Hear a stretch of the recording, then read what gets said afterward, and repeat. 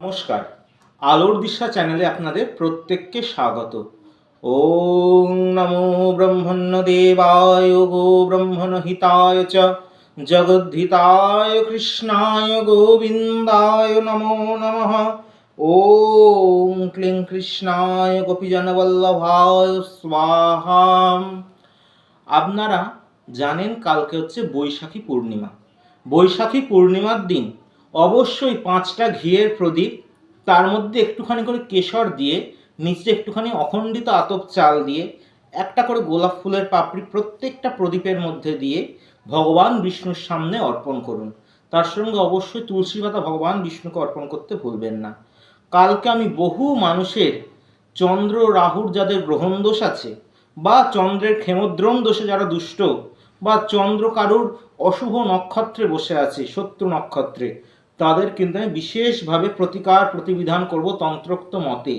এছাড়াও যে কোনো অমাবস্যা তিথি বা শুভ যোগে, যেমন আমরা জানি নবমী হচ্ছে সিদ্ধযোগ, অষ্টমী হচ্ছে সিদ্ধযোগ, এবং কোনো কোনো ক্ষেত্রে যেমন আমাদের 5 লক্ষয় তৃতীয়া, এগুলো যেমন বিশেষ বিশেষ যোগে আমি কখনো তারাপীঠে, কখনো বা কামাখ্যায়, কখনো বা হরিদ্বারে, কখনো বা আমরা যে সাক্ষাৎ বিশ্বেশ্বর বিশ্বনাথের ধাম বারাণসীতে, সেখানে বিশেষ যজ্ঞ ক্রিয়া করে থাকি।